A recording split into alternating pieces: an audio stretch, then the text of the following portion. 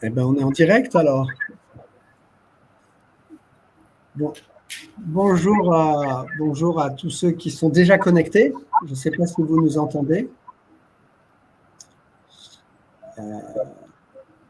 Invitation d'attente. Se prépare. Voilà. Très bien. Les gens vont commencer à rentrer. Bonjour. Bonjour. Vous êtes le premier. Je vois ça. Bonjour. Voilà, on va voir. Très bien.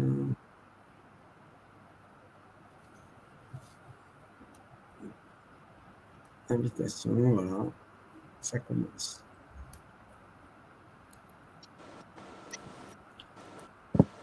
Bonjour.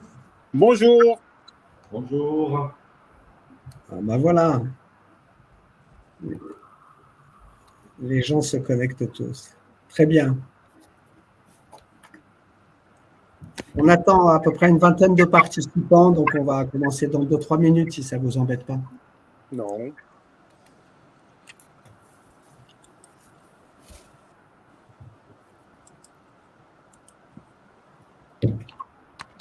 Très bien.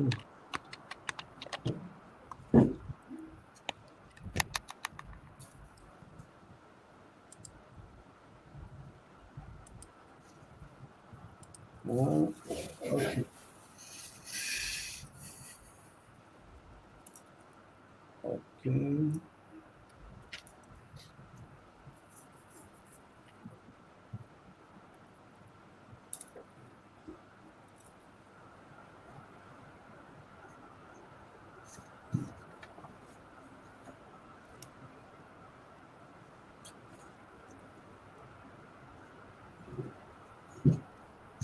Alors, il y en a encore qui vont arriver.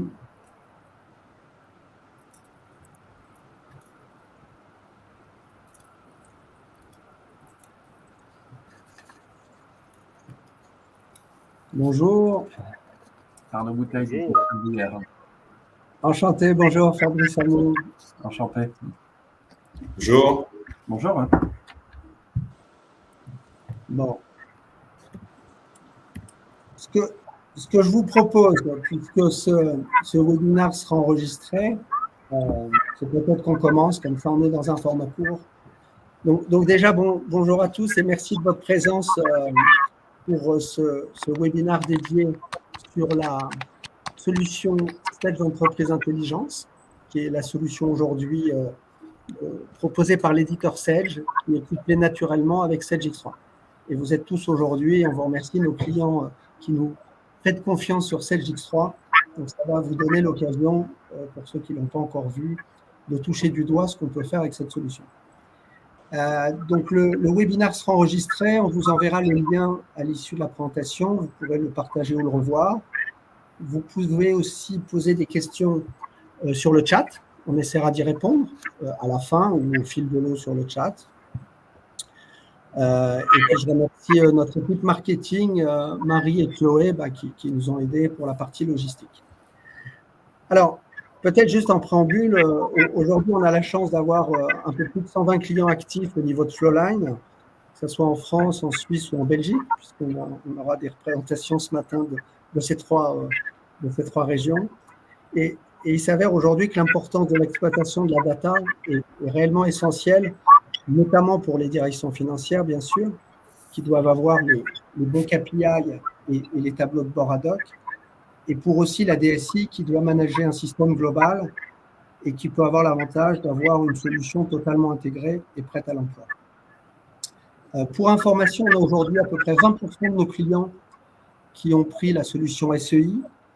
Et pour les autres, aujourd'hui, en gros, on a 3 cas de figure. Soit nos clients utilisent une autre BI existante, qui fait ou pas le job, qui attaque Sedge X3, mais peut-être d'autres applications. On verra que c'est possible avec SEI. Soit des tableaux Excel personnalisés, ou soit l'utilisation classique de ce que vous avez déjà dans les requêtes et rapports de Sedge X3. Donc, avant de passer la parole à Thibaut et Emmanuel, juste en 2 mots, donc SEI, c'est une solution qui est prête à l'emploi pour Sedgix3, mais pas que, on le verra. Elle est simple de mise en œuvre et d'utilisation. Ce sont des projets courts sur lesquels vous avez des tableaux de bord et des KPI préconfigurés par rôle. Et ce sont aussi des coûts raisonnables en termes d'abonnement licence sur un mode souscription. Je vais partager l'écran.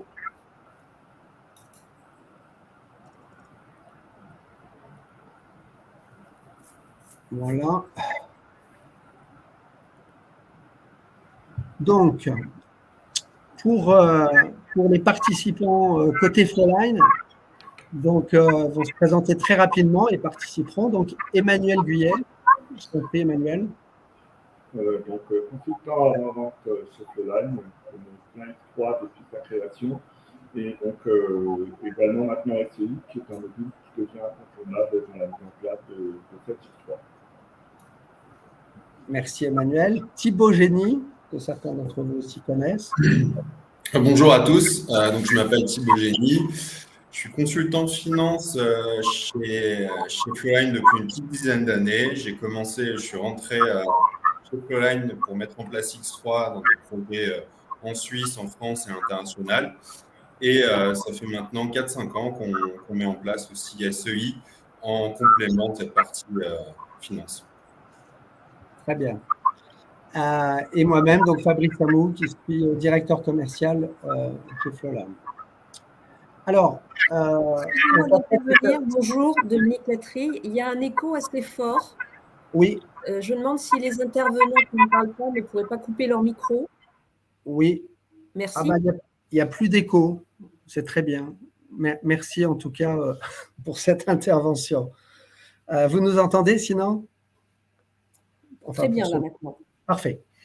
Donc, on va commencer directement avec Emmanuel qui va nous présenter SEI, solution prête à l'emploi pour X3. Ça va durer à peu près 15 minutes. Thibaut, après, nous présentera des retours d'expérience sur nos clients qui ont mis en œuvre des projets SEI dans des cas simples, dans des cas complexes, avec du monosource avec Sedgix3 et du multisource pour d'autres clients, et qui vont permettre de vous donner un petit peu des usages de ce qu'on peut faire aujourd'hui avec Sedge Enterprise Intelligence. Et puis, on se laissera, donc ça durera 12-13 minutes, et on devrait avoir, au travers de votre chat, ou certains clients qui nous ont déjà posé des questions, 5 à 10 minutes pour essayer de répondre à vos questions. Et ensuite, vous aurez vos interlocuteurs chez Flowline, commerciaux dans mon équipe, qui seront à votre disposition, et vous aurez sur le lien avec leur téléphone et leur mail. Voilà. Emmanuel, je t'en prie.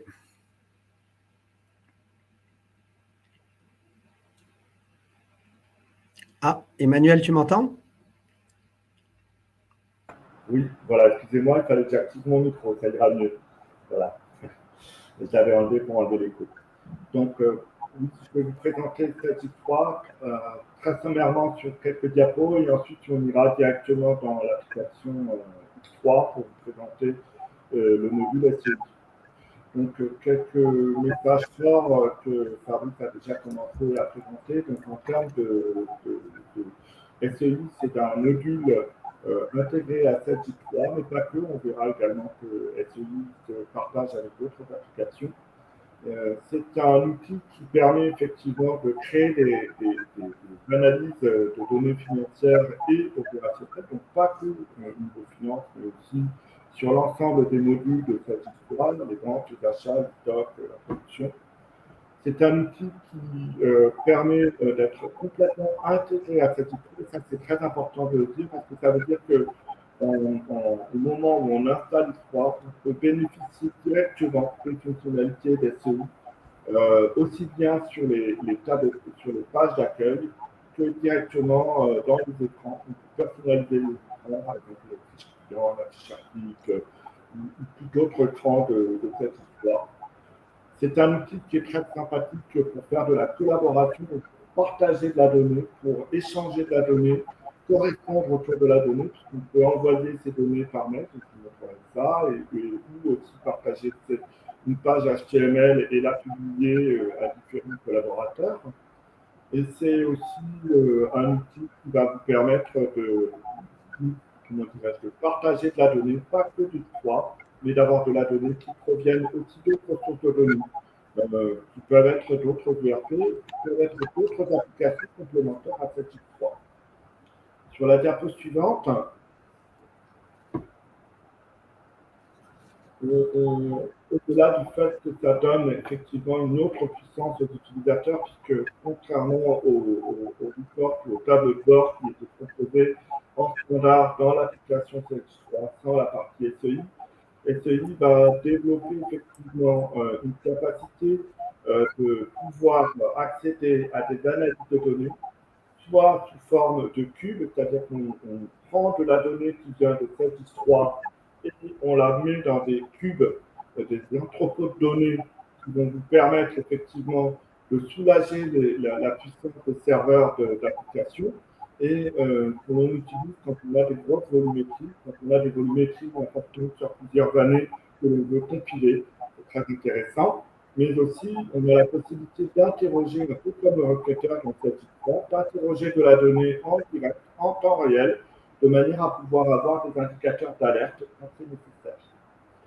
Il y a un module ETL, donc ce module ETL est essentiel pour pouvoir multiplier les accès aux sources de données de manière à pouvoir compiler, agréger de la donnée qui ne proviennent pas que de cette histoire, mais qui proviennent d'autres applications. Et ça va nous permettre effectivement de consolider ces informations. C'est très intéressant au niveau financier de pouvoir le faire. Et enfin, dans cette slide, vous voyez qu'effectivement, il y a un certain nombre de rapports qui sont prédéfinis et qui sont développés, qui sont mis en œuvre par Sedge. Et donc, c'est Sedge qui élabore, qui crée des nouveaux cubes, qui élabore des nouveaux rapports, qui les met à disposition de telle sorte à ce que lorsque vous installez SEI avec SEI3, vous avez la totalité, vous avez déjà, je dirais, une base, un catalogue de rapports qui sont prêts à l'emploi et qui vous permettent de gagner énormément de temps, puisque ces rapports peuvent être personnalisables, adaptables et vous permettre de construire vos propres tableaux de bord. Alors, je vais partager... Excusez-moi, je me permets d'intervenir à nouveau, mais c'est inaudible. On comprend un mot sur deux. Je suis désolée de vous le dire, mais on ne comprend pas. Si tu peux parler plus fort, Emmanuel, ou plus près du micro. Je pense qu'il y a deux choses. Monsieur, vous deviez effectivement vous rapprocher du micro et peut-être fermer les micros qui restent ouverts parce que l'écho est revenu. D'accord, entendu. Écoutez, je vais essayer de parler plus fort. Au plus près. Oui, au plus près, parce que je ne sais pas quel est le... Là, est-ce que vous m'entendez mieux? Oui, c'est mieux. C'est mieux? D'accord. Ah, c'est beaucoup mieux. Excusez-moi. Très bien. Donc, je vais partager mon écran et je vais vous présenter SEI directement dans Celtic 3.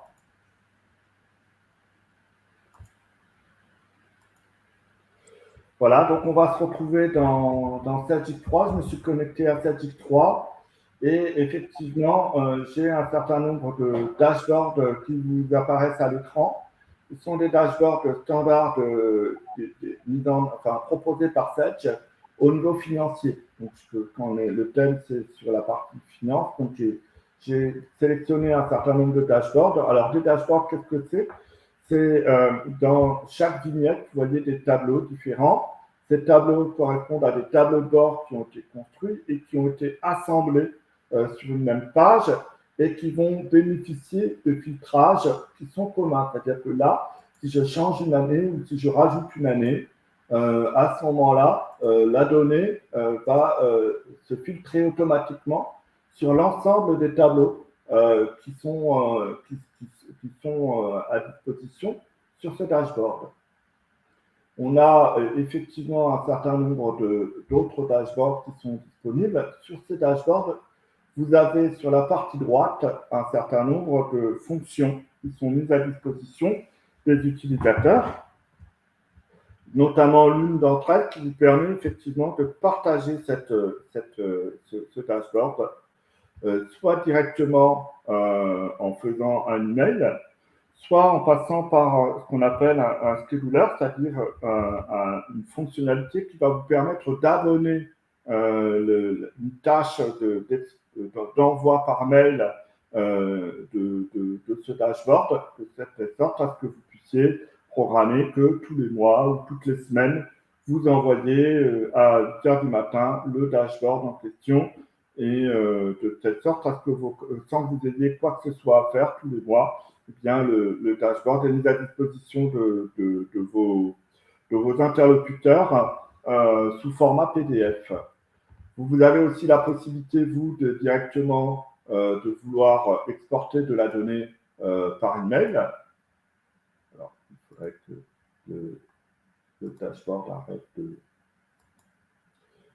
essayer de voir ça sur d'autres exemples.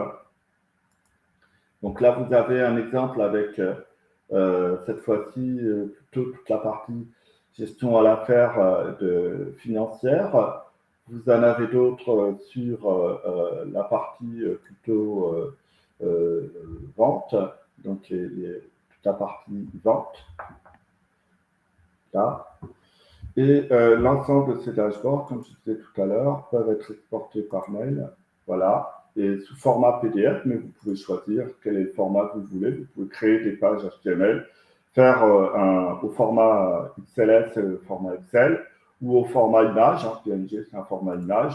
Vous y mettez votre sujet, vous y mettez votre corps de texte, et les envois vont se faire d'office pour l'ensemble des correspondants que vous indiquez à ce niveau-là. Vous avez aussi la possibilité au niveau du partage de pouvoir l'imprimer, de pouvoir créer directement en fait une page HTML. Et donc à ce moment-là, cette page HTML va apparaître ici, se créer, vous voyez ici, avec dans la barre de tâches de votre navigateur, ce lien. Vous pouvez le communiquer à qui vous le voulez et il aura la possibilité d'accéder à cette page HTML qui est publiée sur votre serveur web. Voilà. Donc ça, ce sont des éléments que vous pouvez faire et vous pouvez également, en termes de partage, pouvoir envoyer vos propres commentaires, c'est-à-dire que quand vous envoyez, avant d'envoyer en format PDF, vous pouvez très bien, à ce moment-là, indiquer ici, faire un texte, indiquer dans le texte une question, par exemple, question, ces ventes sont-elles cohérentes, voilà, par exemple, et vous pouvez utiliser des marqueurs et regarder, souligner le mois qui vous paraît douteux, et à ce moment-là, vous envoyez, comme tout à l'heure, à un certain nombre de vos collaborateurs ou à différents correspondants avec un sujet, un message, et à partir de là, vous envoyez l'image que vous avez commentée, que vous avez identifiée avec des questions. Voilà, ça, ce sont des éléments qu'on peut faire très simplement. On a aussi la possibilité, en termes de dashboard, tout simplement de modifier les filtrages que l'on voit ici. Donc, on peut changer ici, en termes de filtrage, ce qu'on voudrait, si on voulait rajouter autre chose que l'année, on pourrait rajouter d'autres éléments que l'année. Et puis, évidemment, on a la possibilité de venir modifier les vignettes, changer par exemple, si jamais j'ai une vignette que je veux supprimer, eh bien, je peux supprimer une vignette, déplacer une vignette, l'agrandir, faire en fait la mise en page que je souhaite, changer éventuellement les diagrammes, la mise en forme de mes diagrammes. Donc, tous ces éléments-là sont tout à fait modifiables. Je peux sauvegarder mes modifications et à partir de là, je bénéficie de la personnalisation de mes dashboards. Voilà. Donc ça, ce sont des éléments que l'on peut faire assez simplement. On a aussi la possibilité, quand on est sur... alors là, je vais quitter le mode de mise en page. j'ai la possibilité effectivement de revenir sur mon dashboard SEI, d'aller en consulter de nouveau. À ce niveau-là, j'ai également la possibilité, si vous souhaitez, directement sur une fiche, par exemple, client. Voilà. Je peux directement aller sur une fiche client. Et vous allez voir qu'on peut également intégrer dans la partie des écrans donc de la fiche client. Je peux par exemple intégrer un rapport SEI sur la fiche du client. Donc, ce rapport va me permettre de visualiser, par exemple ici, les différents montants en retard, donc la balance âgée de ce client, dans les différentes devises dans lesquelles on a envoyé les factures, et de telle sorte à ce que vous ayez cette information directement dans les écrans, et donc contextualisée en fonction de l'enregistrement qui est présent sur cet écran.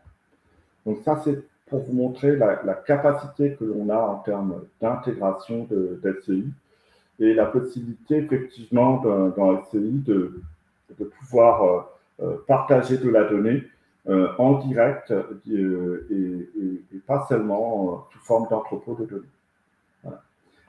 SEI fonctionne aussi bien avec Sage-X3, mais fonctionne aussi avec d'autres outils de l'environnement Sage, puisque SEI est intégré également avec l'outil de trésorerie Sage-XRT, avec la partie des payes, de ressources humaines, et à partir de WNS Geode. Voilà. Et bien sûr, on peut partager et agréger de la donnée avec d'autres applications et d'autres ERP, quels qu'ils soient. Ça peut être SAP, ça peut être Oracle, ça peut être du Cegid, ça peut être tous les ERP qui sont existants et qui vous permettent effectivement de consolider, d'agréger de la donnée. Emmanuel, on a une question sur les dashboards prédéfinis par profil, qui doit être la liste de gauche. Donc, on pourra vous envoyer un petit peu le catalogue, mais si tu peux juste montrer un petit peu ce qu'il existe aujourd'hui quand on dit prêt à l'emploi. Alors, quand on dit prêt à l'emploi, je vais vous montrer également que en termes de prêt à l'emploi, sur la partie finance, vous avez Sage qui a publié donc, et qui a catalogué l'ensemble des rapports qui sont prêts à l'emploi et il les a documentés. Donc, il vous permet de vous indiquer effectivement toutes les solutions qui sont, pour lesquelles ces rapports sont déjà branchés et vous permettent de visualiser, voilà, par exemple, le rapport sur la partie budget. Voilà le premier rapport, sur quoi il s'appuie, à quoi il va servir. Vous avez les différents tableaux de bord prévus pour, par exemple, la direction financière qui permet de visualiser donc les différents vignettes, donc d'expliquer les différentes vignettes qui existent. Et vous avez là, vous voyez ici tout un rapport, hein, je les parcours rapidement, mais tout est documenté par Sage et correspond en fait à la bibliothèque des rapports. Alors ceux-là sont que sur la partie finance. Hein. Et juste pour donner encore un petit peu plus d'étendue sur les catalogues de rapports prêts à l'emploi, en termes de reporting, j'ai une présentation. Alors, attendez, le temps que ça vienne s'afficher. Voilà. Vous avez ici, par exemple, toutes les vues. Donc, en termes de modèles de données sur les ventes, sur les achats, sur les entrepôts de données, donc les entrepôts de données, les cubes pour la partie finance, donc on voit qu'il y a les référentiels, il y a les balances de vérification, il y a les états, il y a les vues sur liquidité, il y a des graphiques, mais si on revient plus en arrière et qu'on vient sur la partie rapport, on va avoir les rapports financiers, on voit les comptes de résultats, la balance de vérification, le bilan financier. Donc, tous ces rapports sont prédéfinis, sont catalogués, sont rangés. Il y en a d'autres, effectivement, qui sont disponibles aussi. Donc, les référentiels, on va se retrouver avec la balance AG, les entrées budgétaires, les plans de compte, les balances AG des tiers, etc. Et donc, si on clique sur l'un d'eux, vous voyez par exemple, au hasard, je peux avoir la balance AG des fournisseurs et voir automatiquement le tableau de bord disponible avec donc on voit qu'ils sont groupés par devise, puis par société, puis par site, et puis ensuite par fournisseur. Et donc, on voit le détail à chaque fois des informations. Donc, ici, par société, ensuite par fournisseur. Voilà. Un exemple. Hein, donc, oui, très bien. De toutes les façons, je pense qu'après, on pourra, pour chacun de vos besoins, regarder précisément. Mais en tout cas, ça montre, j'espère que ça répond à votre question, Monsieur Bouteille, en tout cas sur ce qu'il y a aujourd'hui dans le prêt à l'emploi. On a une question différente. Y a-t-il besoin de licence pour ces consultations de SEI directement dans X3 ? Tout le monde peut les visualiser ou pas. Donc, en fait, il existe deux types de profils pour SEI, indépendamment des utilisateurs X3. Ce qu'on appelle des profils full, donc qui permettent d'avoir tous les droits pour personnaliser les rapports, pour les diffuser, pour les créer. Et vous avez ce qu'on appelle des viewers. Donc, pour consulter, pour qu'un utilisateur consulte, il a besoin d'un viewer. Ça, c'est important. Par contre, si vous voulez diffuser de l'information, là, c'est différent. Vous pouvez diffuser des rapports, des états, sans que la personne ait nécessairement un abonnement. Mais si vous voulez faire, comment dirais-je, une utilisation des SEI, deux types de profils, full ou viewer. Voilà, si j'ai pu répondre à la question. Et je me permets aussi de rajouter quelque chose. On peut aussi, dans X3, sélectionner les personnes qui ont le droit et qui n'ont pas le droit de voir les dashboards. Bien sûr, il y a une notion de sécurité derrière, aussi bien dans X3 que dans SEI d'ailleurs. Tout à fait. Hein. La gestion des droits est tout aussi puissante dans SEI que dans X3. Elle est complémentaire, évidemment, puisqu'on vient souvent dans SEI faire des agrégats. Donc, on a des droits supplémentaires et des habilitations supplémentaires qui viennent se greffer pour pouvoir gérer finement les droits. Mais c'est en complément de la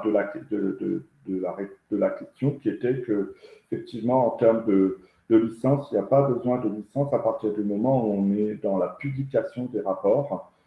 Ces publications sont disponibles, ainsi que les pages HTML. Donc, les pages HTML où on a exporté de la donnée qui était présente sont libres il n'y a pas de nécessité de licence. Donc, la réponse claire à la dernière question de Cyril, c'est non. On n'a pas besoin de 100 licences viewers si on a 100 utilisateurs dans X3. Tout à fait.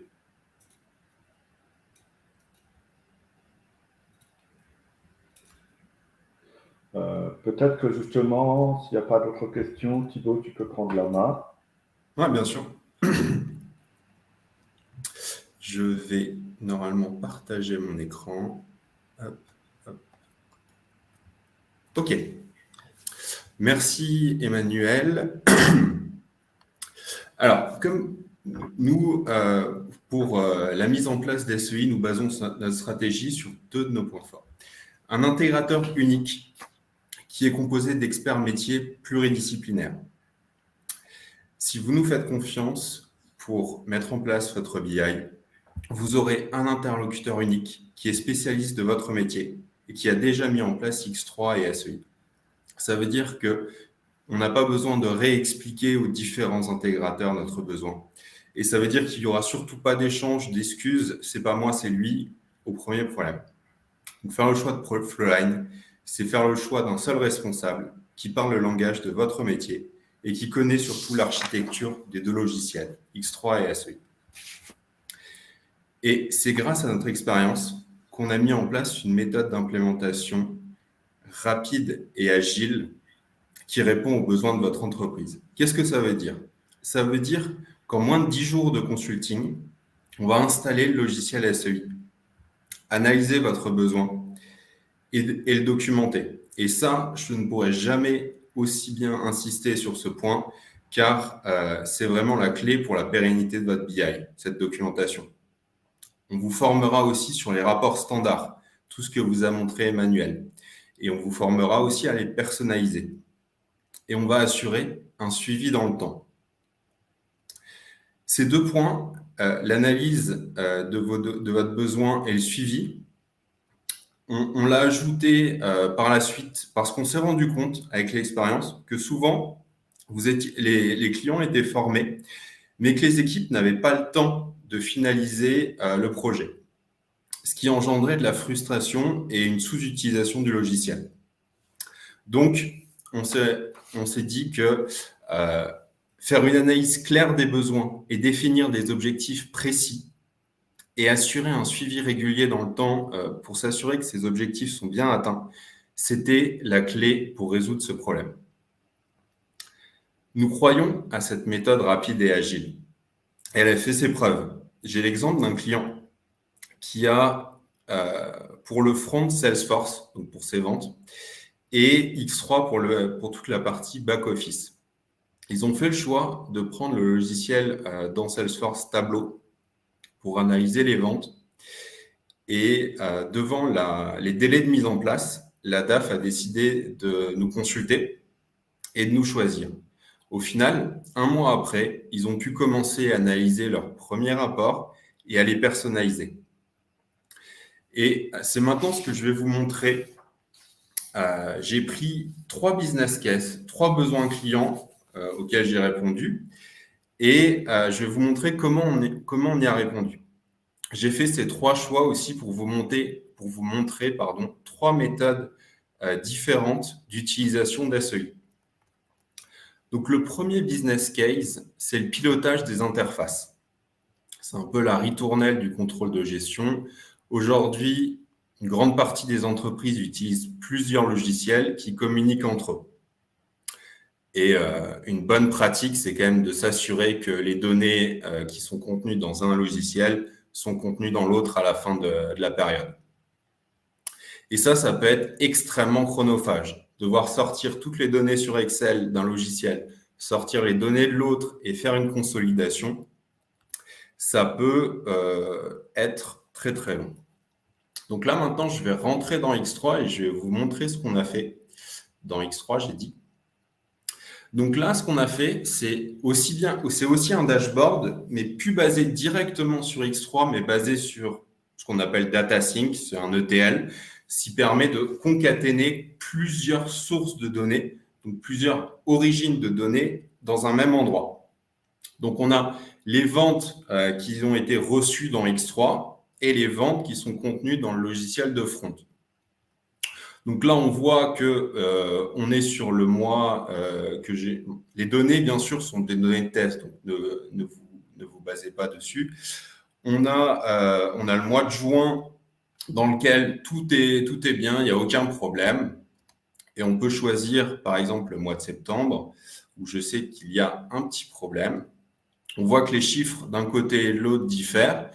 Et ce qui m'a été demandé par le client, c'est de pouvoir faire une pré-analyse de ces chiffres. On a mis en place 4 cas écoles d'erreurs possibles et j'ai filtré en fait les différentes écritures qui posaient problème en fonction de ces 4 cas.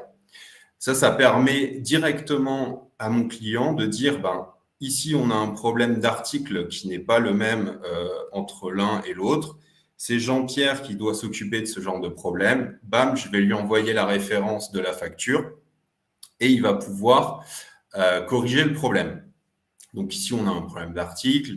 Ici, on doit avoir un problème de client, si je me souviens bien, des problèmes de montant, des problèmes de numéro de facture, etc.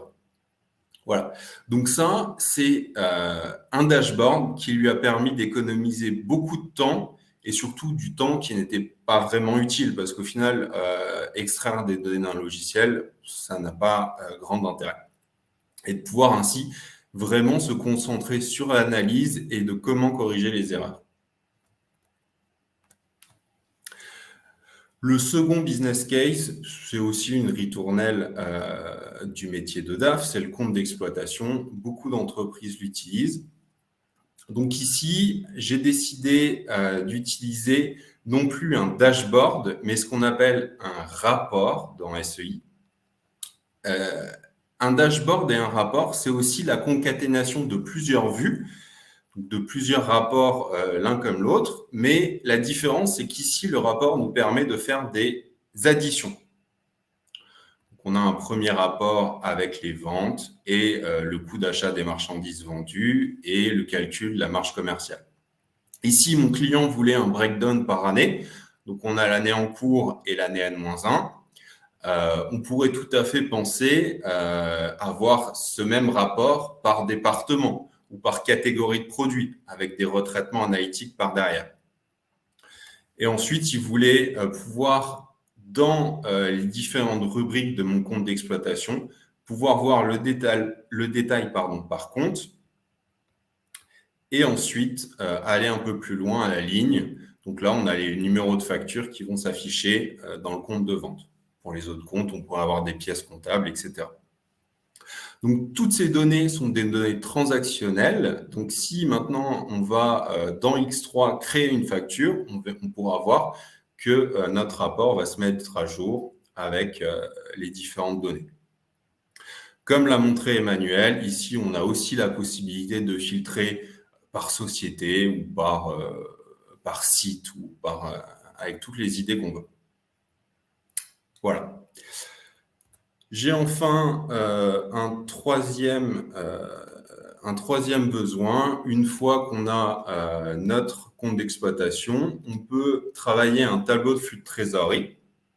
Et ici, à la différence des deux cas précédents, on ne va pas se retrouver dans X3, mais on va aller directement dans SEI et on va se mettre sur un add-in Excel intégré.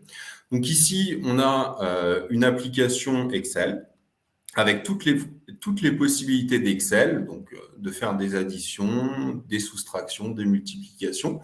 Donc l'intérêt ici, c'était de pouvoir mettre des durées moyennes en variables. C'est aussi pour ça que j'ai choisi Excel, pour répondre à ce besoin.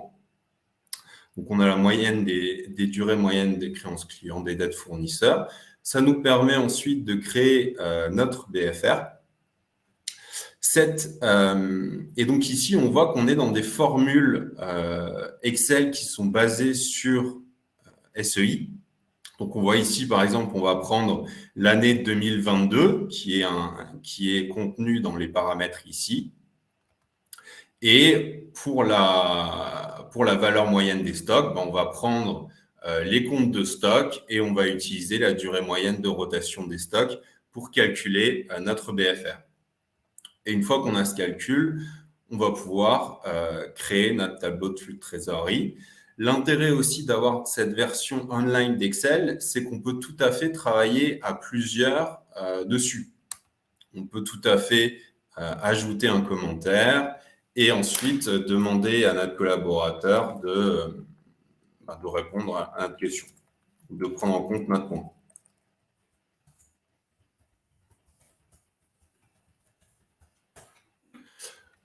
Voilà.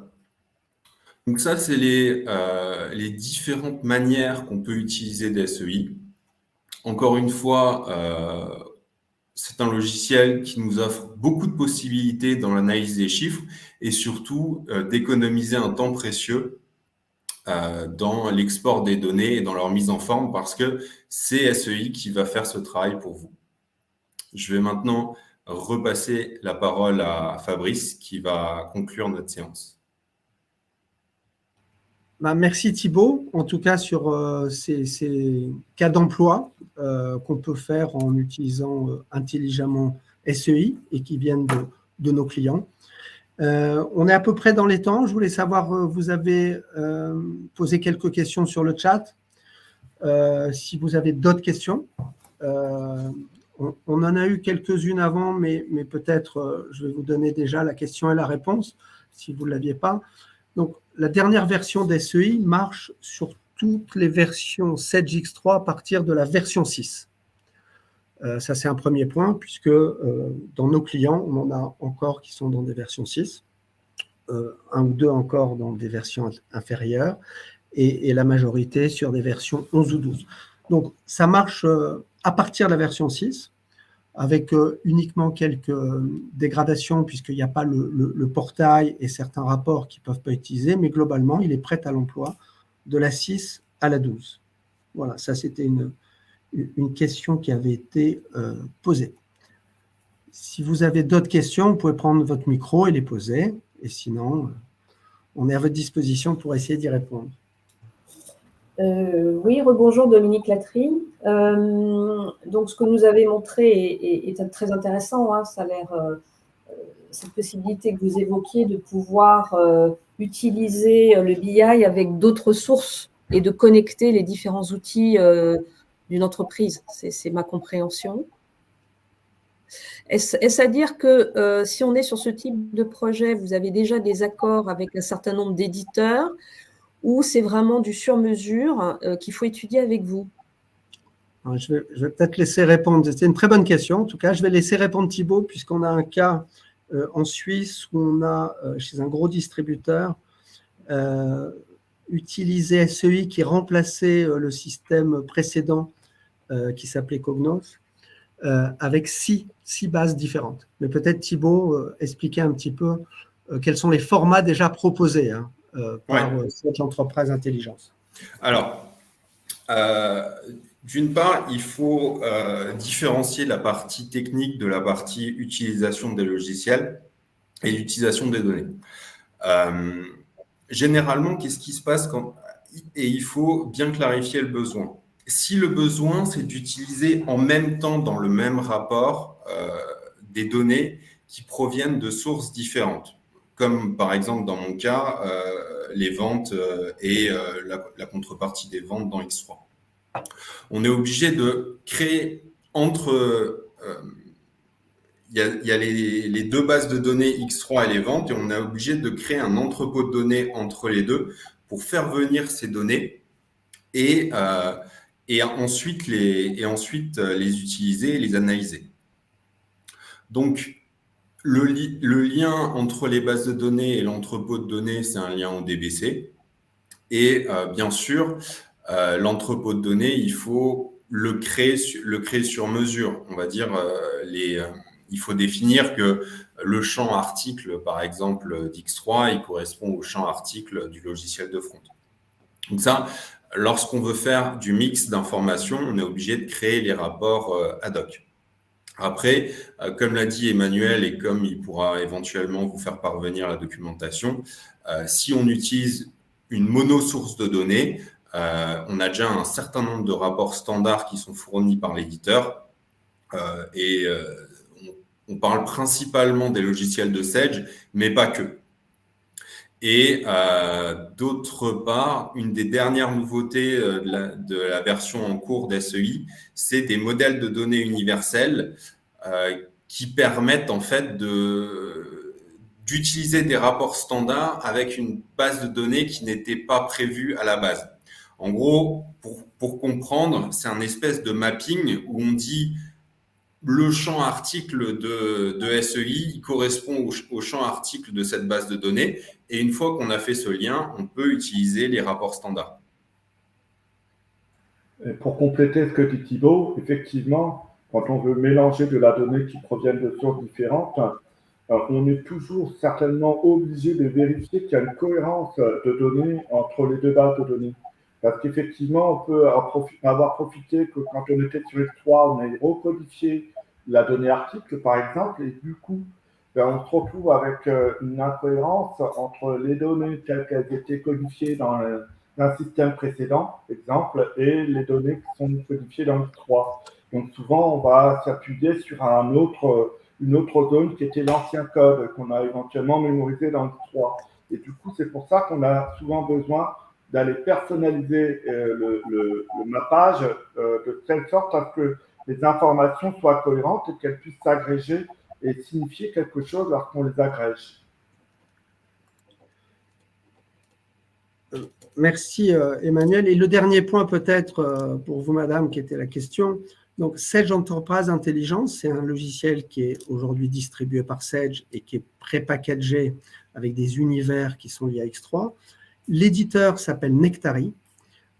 C'est un éditeur canadien. et ils travaillent avec énormément d'autres ERP et beaucoup d'applications standards, que ce soit au niveau de la gestion de la paye, au niveau de la RH, etc. Ce qui fait que pour répondre à votre question, il y a une bibliothèque de sources déjà connues avec des modèles d'import qui sont prédéfinis sur une grande partie, on va dire, d'applications du marché aujourd'hui. Voilà. Maintenant, si c'est exotique, il y aura forcément une étude à faire. J'espère que ça répond un peu à votre question. Oui, je vous remercie. Je vous rassure, nous n'avons a priori pas de produits exotiques. Donc, voilà, merci en tout cas. Non, on a des clients qui ont eu un ou deux produits effectivement qui n'étaient pas connus de l'éditeur. Donc là, on a fait une étude particulière. Voilà pour ça. Ce que je vous propose, il est 11h46. Ben, on est dans les temps. D'abord, moi, je voulais vous remercier les intervenants et surtout vous pour votre présence. Donc, dans l'équipe, si vous voulez aller un peu plus loin, on est tous à votre disposition et dans les slides qu'on va vous envoyer, vous aurez bien sûr les coordonnées de tout le monde, sachant que pour nos clients, vous avez Ariel Gabé chez nous pour les clients nord et belges et Franck Forêt pour les clients sud et suisses, voilà, qui sont vos interlocuteurs privilégiés. Voilà. On vous souhaite une excellente journée. Merci beaucoup. Merci. Au revoir. Merci beaucoup. Merci, au revoir. Merci. Au revoir.